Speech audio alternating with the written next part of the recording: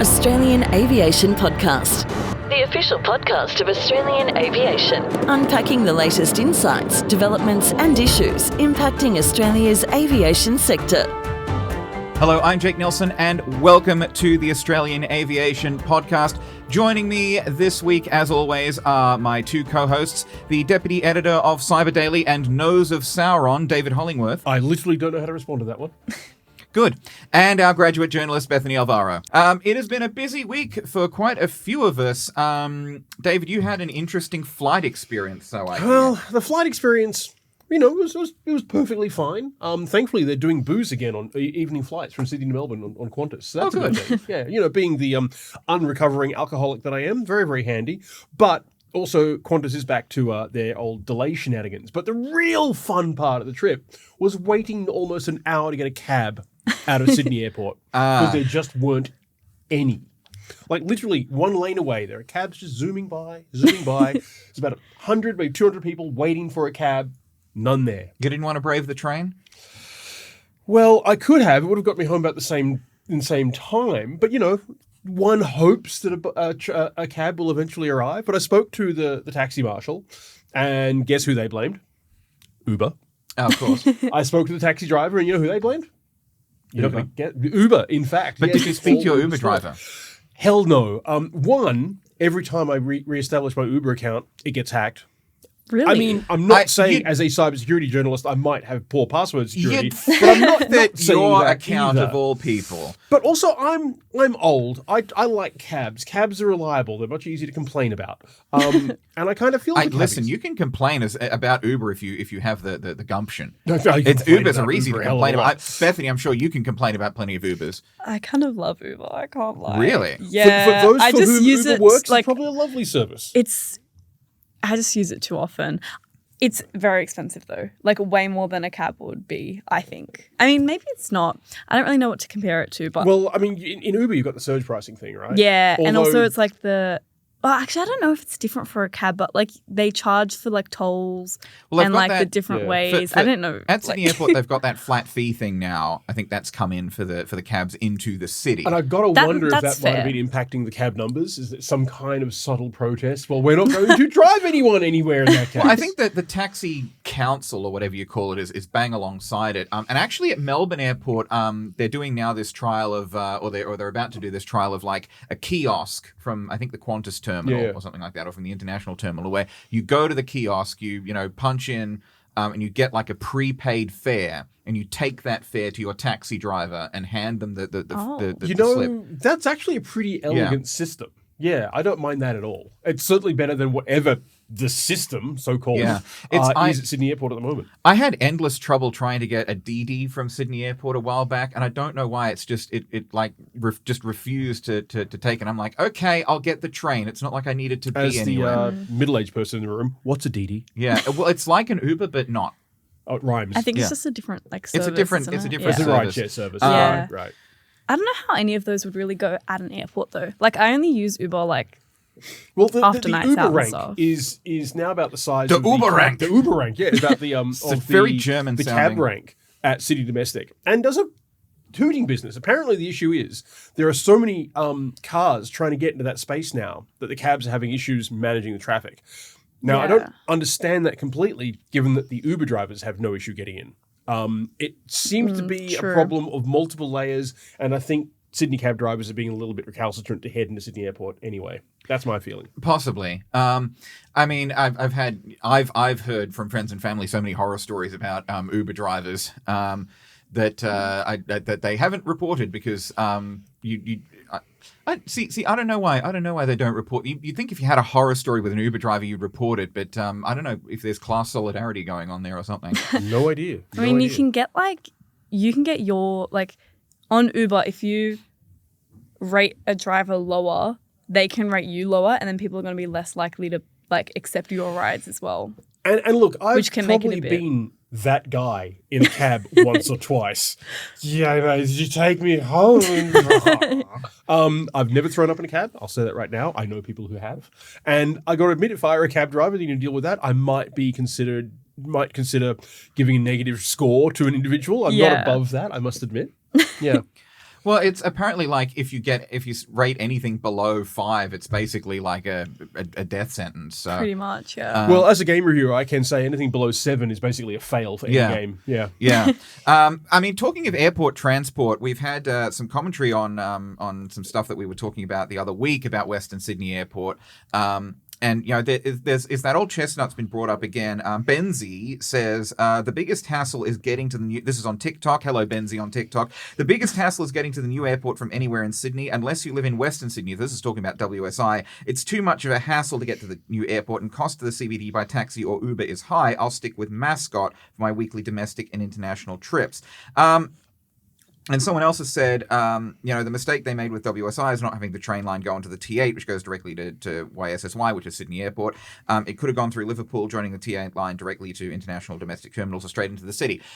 We've talked a bit about how sort of the goal at Western Sydney is not necessarily to get people into the CBD as quickly as possible. It's to serve that whole Western Sydney area. Yeah. I mean, why would you consider going to Western Sydney Airport if you don't when the live in Western CBD is Sydney? your... Well, Yeah, it's, you if know, it's maybe there's a cheaper flight out there. Maybe there's, you know, a time that works for you, because it is a 24/7 airport. It is going to be true. around the clock. So if Yeah. you want to catch a red eye, Western Sydney is sort of your only option. Yeah. But one thing that was sort of occurring to me is with the metro, you know, when it opens, it's going to be connecting to St. Mary's, and St. Mary's into the city is a bit of a hike. And, you know, it's going to be sort of delayed for a while, the rumors have it. And there'll be buses and stuff connecting it to like Penrith and Liverpool, I think. But these are all local buses. So what I'm wondering is... For local people. For local people. But I'm wondering... could Western Sydney Airport potentially be a market for someone like Skybus?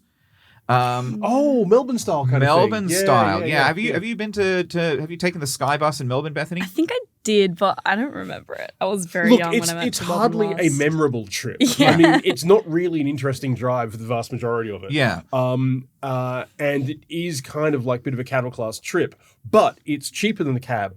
Oh, Lord, the cab from Tullamarine to Melbourne on Wednesday was like $112. That's insane. That's insane, yeah. That's But, like you an know, I'm just on a average business as trip, well. right? I'm suited up. I want to get in. I want to have time to go to the Gin Palace, because you can't go to Melbourne without going to the Gin Palace. Or at least have I my always set go of to rules. Melbourne without going to the Gin Palace. Yeah, well, you would. But nonetheless, Fair. like, I didn't want to mess around with getting in on the bus, and so the cab's just a lot easier. You can get me straight to my hotel because I was staying south of the Yarra. But $112, my God, that's eye-watering. That's a lot. And I think it's like $40 one way on the Skybus or something, which, you know, isn't like cheap. No, but I mean, it's still cheaper an than a expensive one-way bus ride, cab but trip. absolutely, yeah. But it's like, so if you're at Western Sydney Airport and for whatever reason you want to get into the city, it could be an opening for someone like Skybus, which is already doing, I think, some airside services at Sydney Airport, to bring some buses out to WSI and go, okay, for, you know, half the price of a cab or whatever, we will take you down the new M12 and the M5 all the way. We'll drop you at Central. And we'll drop you at Central. Yeah. Or, you know, could say we'll drop you at Parramatta or wherever else. Yeah. You know, it's going to be more expensive than taking the train in, but it will get you there quicker. So I think the Skybus from Avalon into Melbourne Southern Cross is, I don't know, about 45 minutes or something like that. Currently, I think the drive from WSI into Central would be about an hour, but you have to imagine that it'd come down a bit once the M12 opens up. You'd hope. You'd really hope.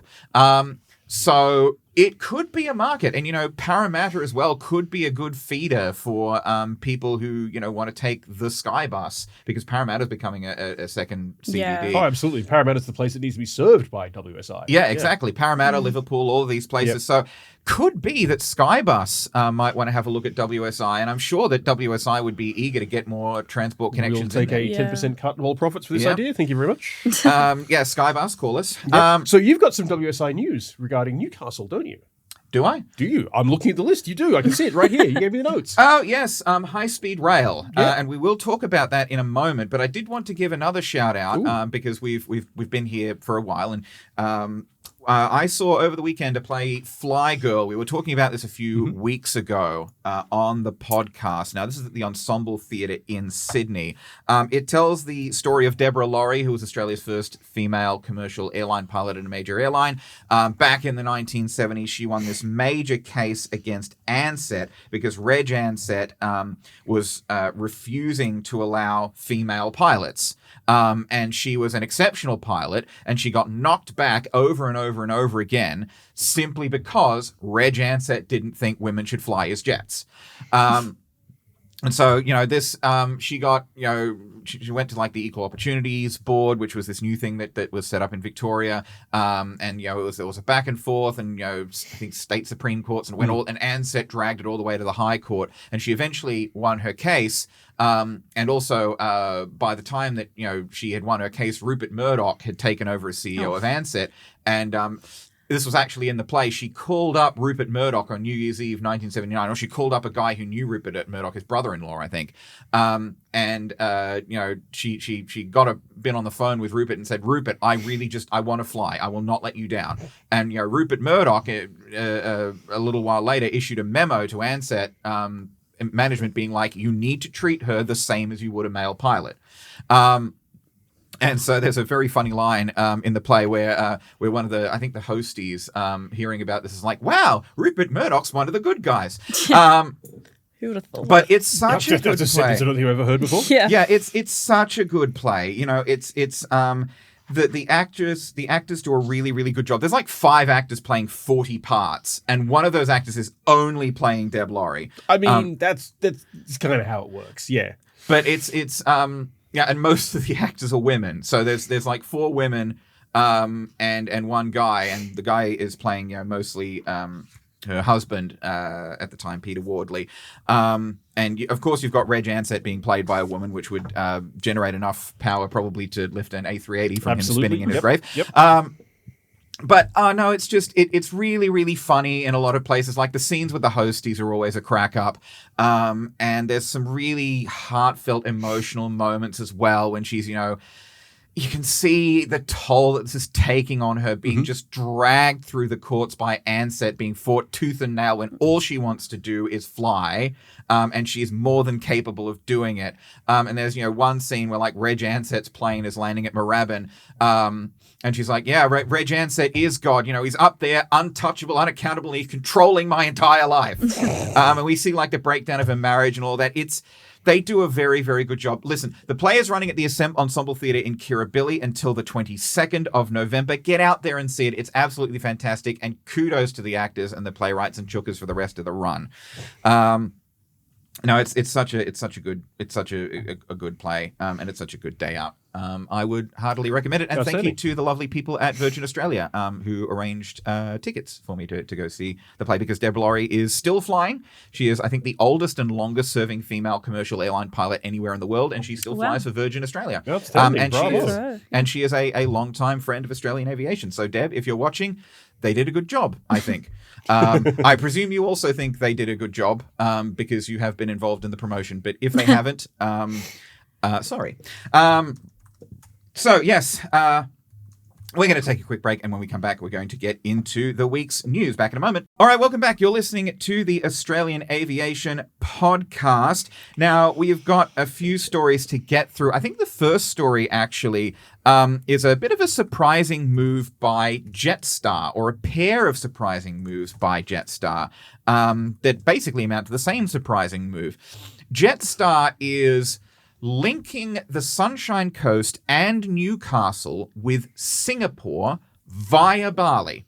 So you can get on a Jetstar flight. I'm just doing the routing in my head. Yeah. You can get on a Jetstar flight to Denpasar, and then that same flight number, like the same flight after an hour or two, will take off and head on to Singapore. Yeah. And this is from the Sunshine Coast, and it is also from Newcastle. And Newcastle had ambitions of getting daily flights to Singapore. This is not quite daily yet, and it's not non-stop. You do have that stop in Bali. But it is the one flight. So it is the one flight. So you can, everything is booked through all the way. All your luggage is booked through all the way. Yeah, exactly. Yeah. It's the one flight number. I don't know if you have to disembark the plane in Bali. Possibly not. but it's a really, really interesting move, particularly considering, and I'm just looking this up to confirm, that Jetstar Asia, which has been shuttered, did operate out of Singapore. So Jetstar Australia, I'm just making sure. It's so, I don't like typing on tablets. I'm an old man like that. He says he's an old man. Jetstar Asia was based in Singapore. And so that flew to around 20 destinations across North and Southeast Asia. And so now Jetstar Australia is kind of moving in where Jetstar Asia was, at least on this particular route. So you can get a Jetstar flight out of Sunshine Coast or out of Newcastle and onto Singapore through Bali. And then, of course, if you just want to go to Bali, you can just go to Bali. But it's on these A321 Neo aircraft, which Jetstar has been using to do some of these sort of medium haul routes. Interesting move. What do you guys think? Yeah. I mean, it might be good for like if you're going from like and you don't live in Sydney, because I think Sydney and Melbourne does the to Singapore and then to London. Yeah, so that could be Qantas. helpful.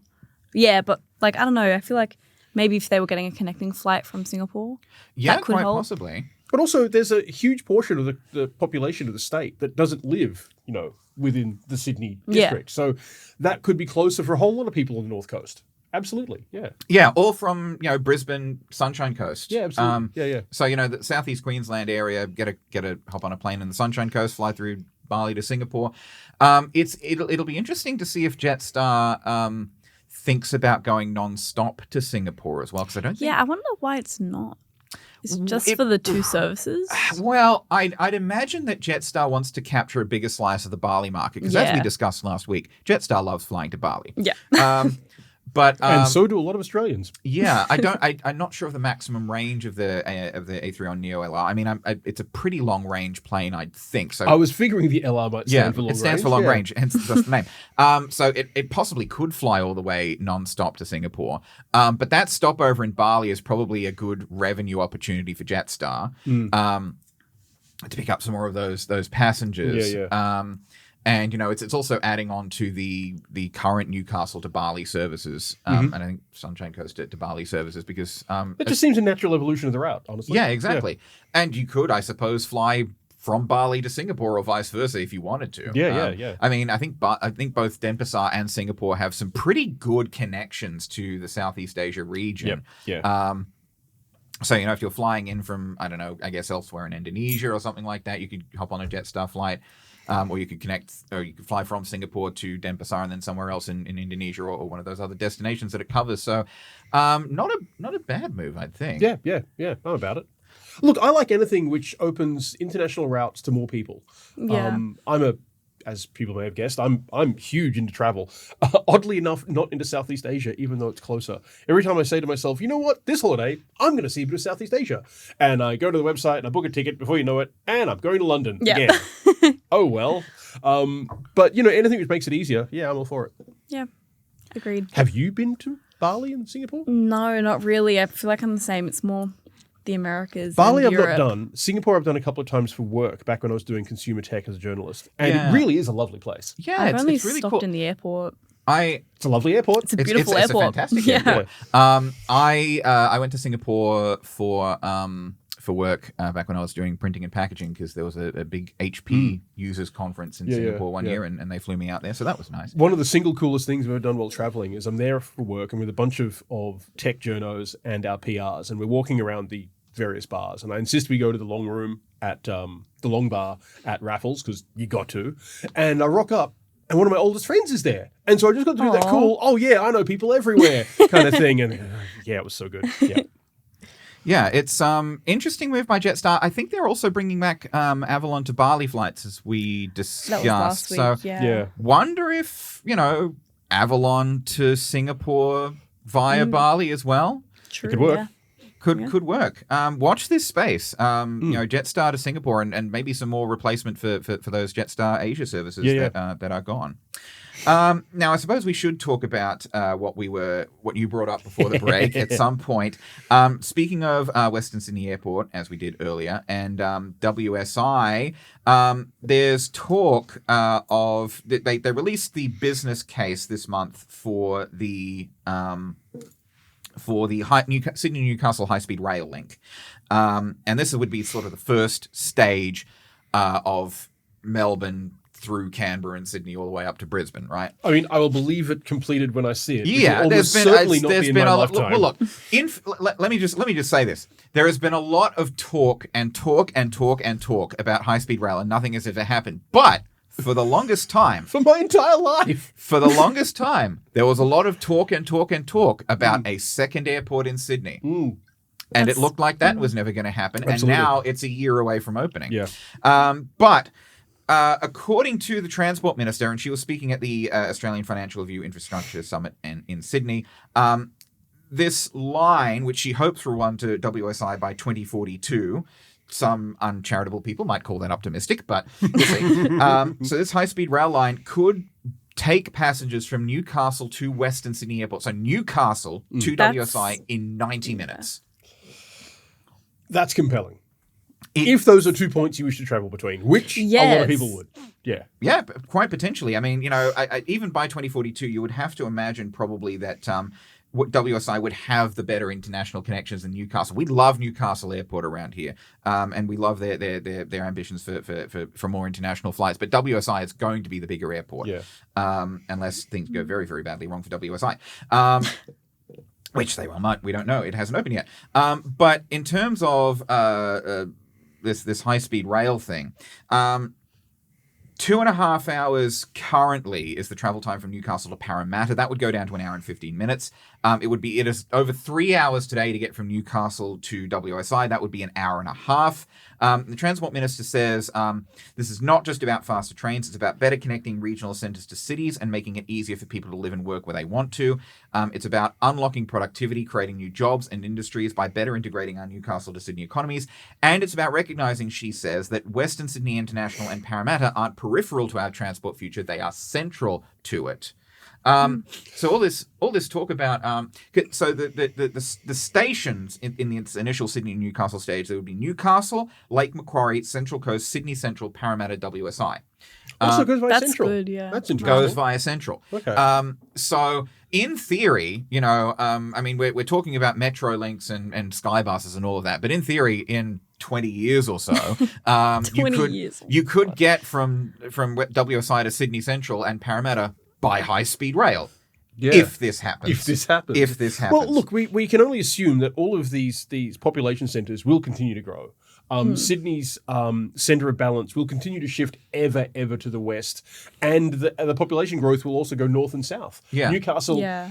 I used to travel last year. I was traveling Newcastle a lot because a friend was living up there, and you can see the growth happening right there. Yeah. And the middle of Newcastle is probably in 10 years is going to be a real bustling hotspot. Yeah. You can tell they're going through a whole lot of tearing down building interiors, keeping the exterior facade going, and there's going to be a lot of effort put into that downtown Newcastle area.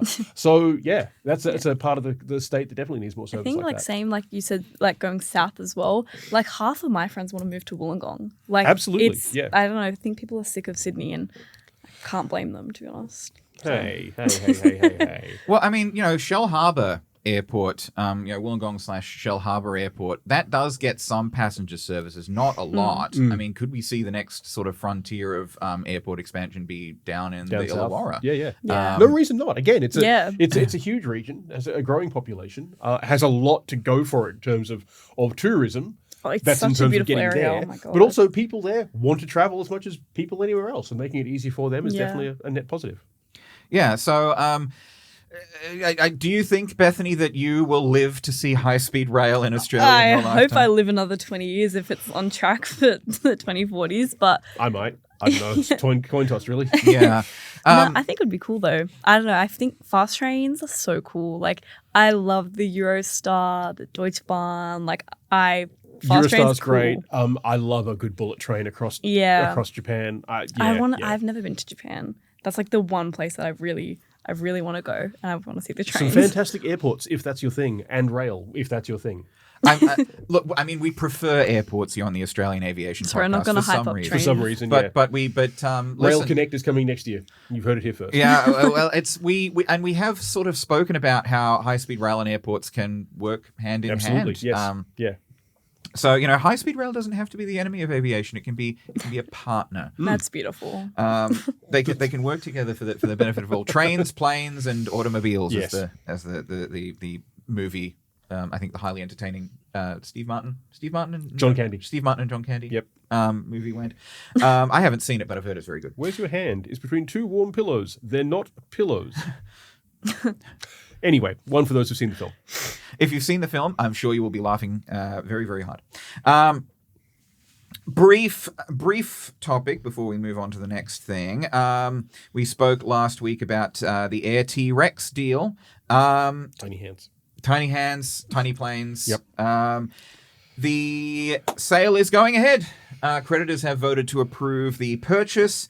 So that will encompass Rex's regional Saab 340 operations, as well as a number of the subsidiaries. So the Pilot Training School, which is the Australian Airline Pilots Academy, aviation service provider Australian Aero Propeller Maintenance, Rex Flyer, which is the frequent flyer arm, the Rex Airlines Proprietary Limited, which had operated the 737-800 business, was liquidated.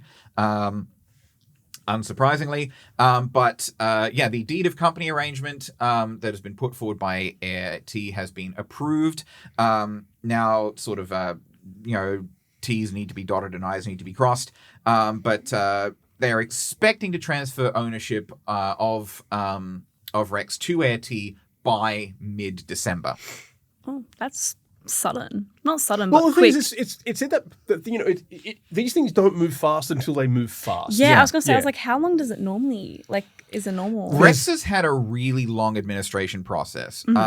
It's like, other airlines might have sort of fallen over and been wound up by now. But one thing with Rex was the government was really, really pushing hard to keep Rex in the air because Rex provides a lot of vital services to regional towns. And so the government has been extremely keen to make sure that it does not fall over. And so they've also, as we discussed last week on the podcast, basically put in some guarantees or some caveats in the assistance and the support that they're giving to Air T, which is basically, we are keeping our security over Rex's fleet. You cannot sell these planes without our permission. You can't come in and just do a fire sale, make money. Dump Yeah, and- exactly. and You run. can't Yeah. ship the Saabs off overseas, strip them for parts, and flog them to the highest bidder, Yeah. right? And the other thing is, there's loans and financial assistance being given to Air T that is contingent, as we discussed last week, Bethany, on Air T continuing to operate Rex's routes. So they are definitely in for the long haul, as it were. Ironically, because yes, because it's a not a regional long haul airline. flight. Yeah. Yeah. But no, look, given that they've come in clear-eyed, with eyes open, they know what's expected of them by the government, so Yeah. they're going to stand by it. I think. And if they don't, the government will be very, very cross with them. Yes. And there will possibly be legal battles. Back to airports, which we've been spending a lot of time on this week. Perth Airport has been absolutely firing on all cylinders, it seems. So a week or two ago, we had this story. Perth Airport in the 2024 financial year had a record number of passengers, 17.5 million passengers, which is 8.5% higher than the previous year. More than half of this came from international passengers. I was going to ask where they were coming from or going to. Okay. That's really So more than interesting. half of the growth came from international passengers, and total revenue was also up 14.4%.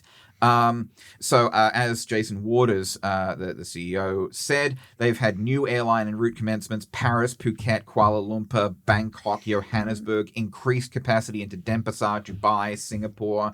And so this has been driving, surging aeronautical and retail revenue, ground transport revenue as well to a lesser extent.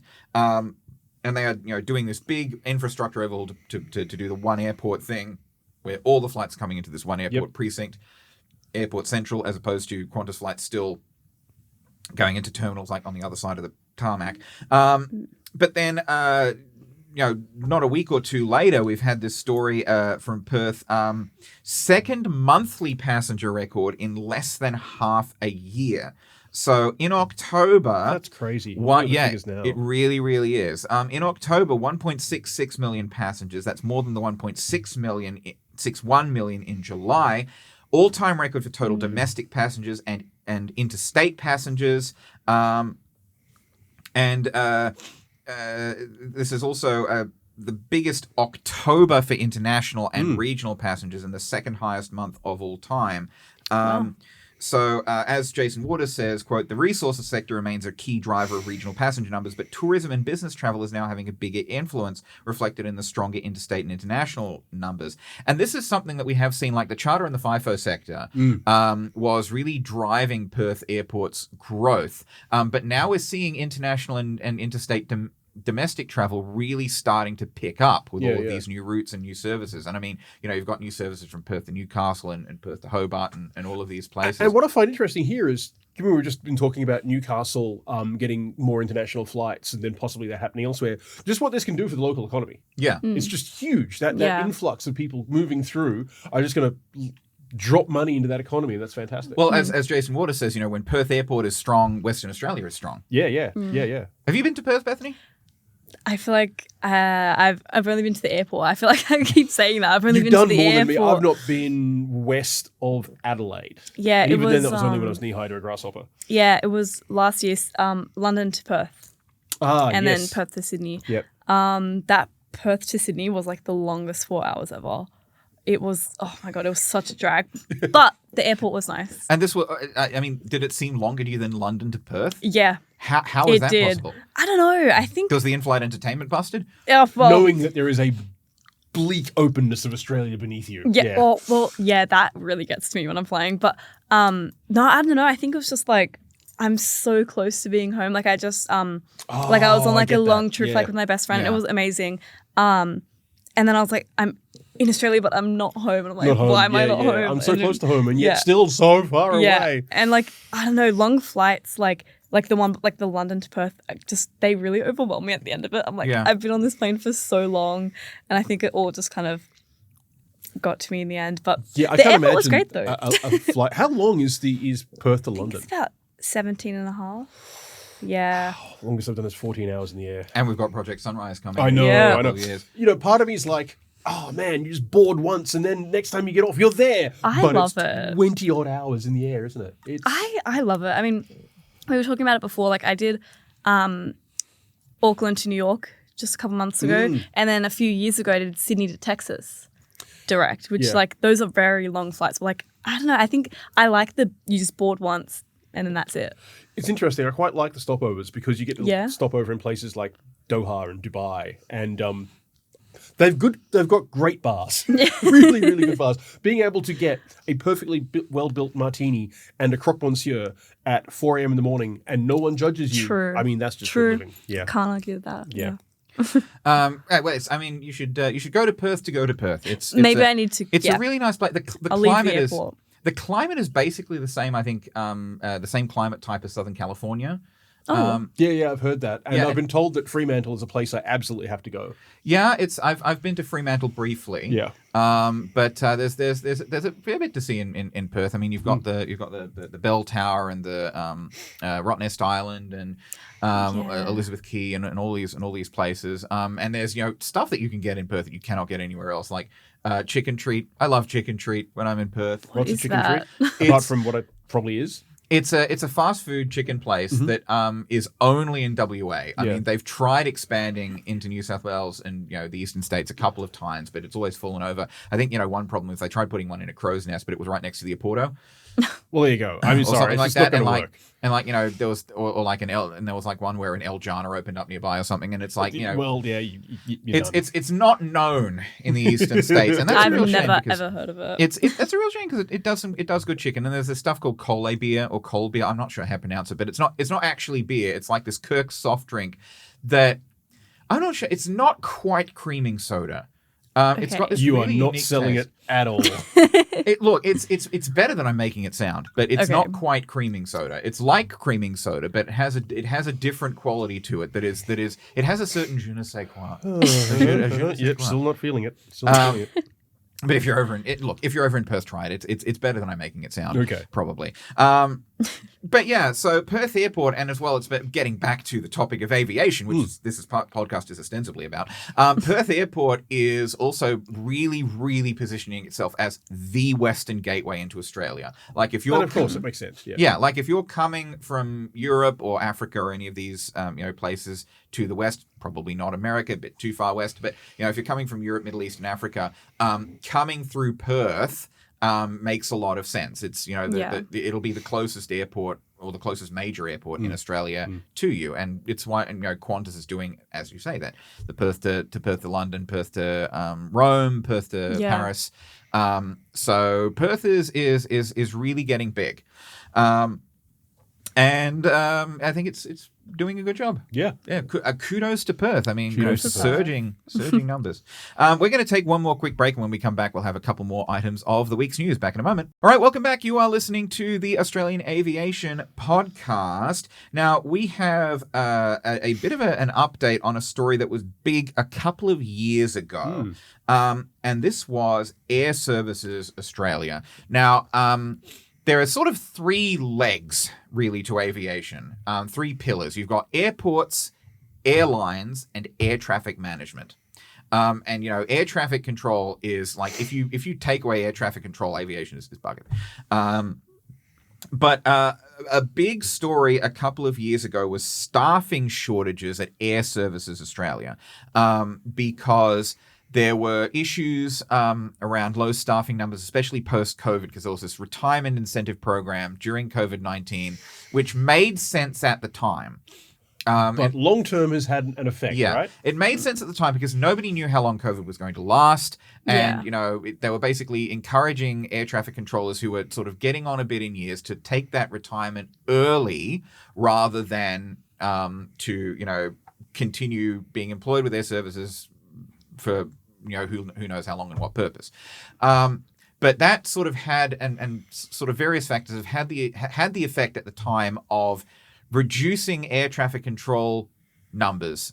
And it was, people were starting to get a bit worried about it. And so after COVID, Air Services has done this, big recruiting push. Like, it's been trying to find as many good air traffic controllers as it can and bring those staffing numbers back up.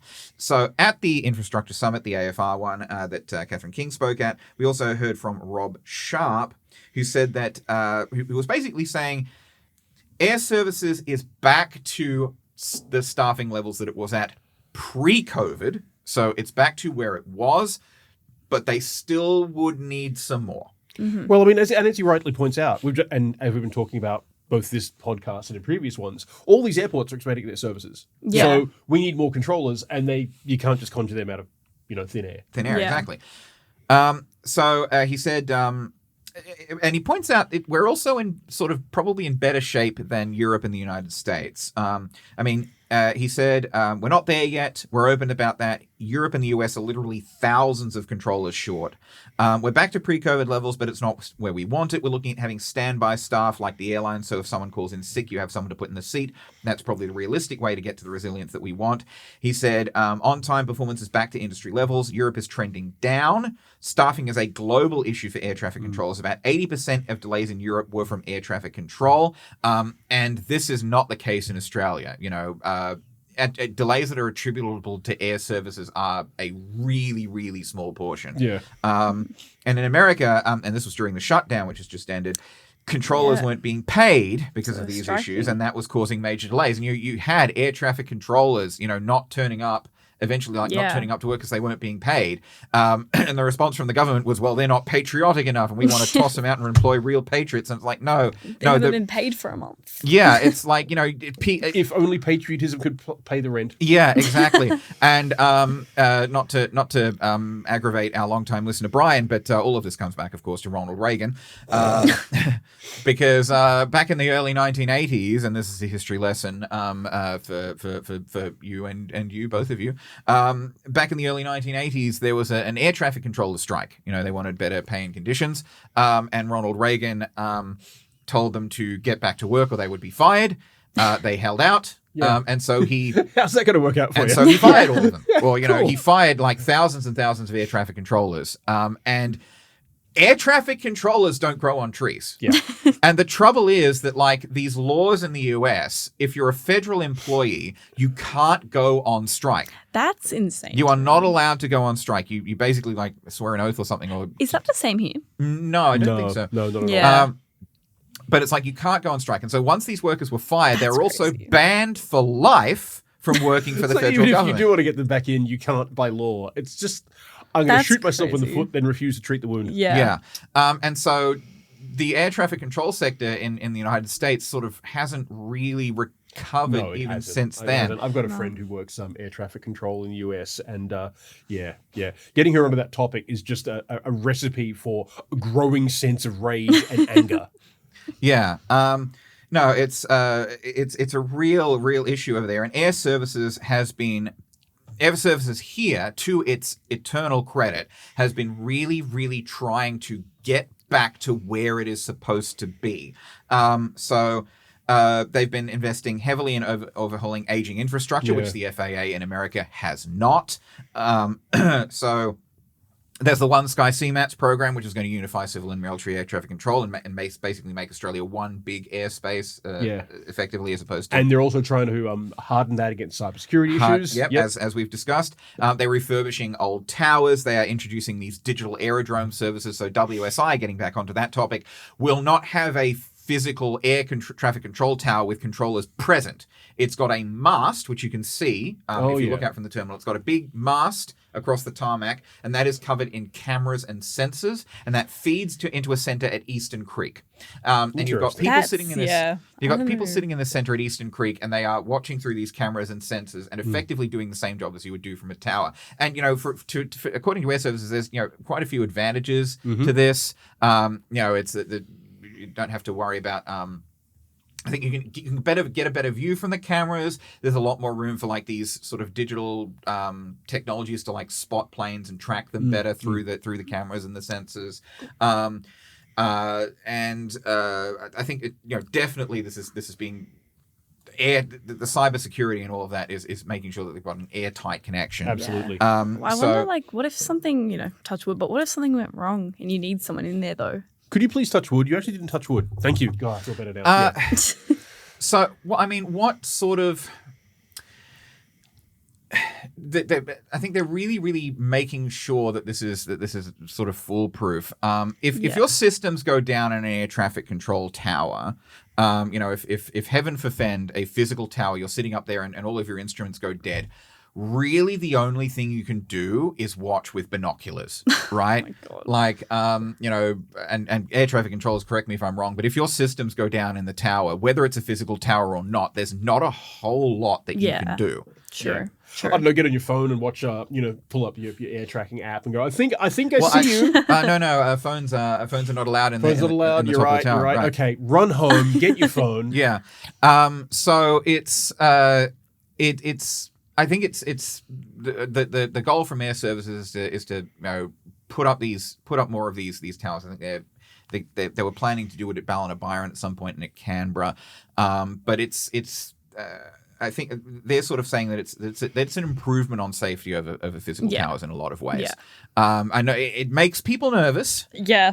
It makes people nervous when they hear about it, but I think Air Services is really, really making sure that this is the best possible path forward. And I want to go back to what you said earlier, because this is a great statistic. You were talking about how here in Australia, staffing issues aren't a part of the delay problem at all. And I here's mean, what Air they Services have said. Look, they have been at times. At times, Sydney experienced staffing challenges on 4 days, accounting for 0.3% of total delays at the airport, with Air Services impact ranging from a fully attributable GDP on 15 Ground delay October, program. cool, to minor ground delays. I mean, 0.3%. It's practically nothing. Yeah. Yeah. Yeah. So Air Services, people were worried a couple of years ago with staffing levels, but Air Services and we will give credit where it's due, has been really, really pushing hard to get to where it should be, which a lot of which in Europe and in the US, many of these organizations are not, and they are essentially running on borrowed time and borrowed infrastructure. And we're seeing that quite a few of these crashes, these high-profile accidents that have been happening in America, have been due to air traffic control issues. Yeah. And it's not that air traffic controllers are incompetent. No, no one's suggesting that they're exactly the point of failure. It's the administration It's the around systems, them. yeah. Yeah, and it's, air traffic controllers are very, very smart. Well, I said they're very, very good at what they do. You don't have to be like a super genius to be an air traffic controller, but you have to really be. There's skill behind it. Yeah, and like it's a skill that a very, very small sliver of the population can do, and so they have to be good at their jobs to get in there. Don't come at me with those letters DEI. Okay, don't come at me with that. They have to pass very, very rigorous tests. 100%. Whatever race or gender or whatever they are. I'm getting ahead of that. So they have to. It's a really, really high pressure position. Yeah. And if you have, one air traffic controller doing work that is supposed to be done by 2 or 3 air traffic controllers, sooner or later you're gonna run into some problems. Yeah, it's just math. That's all it is.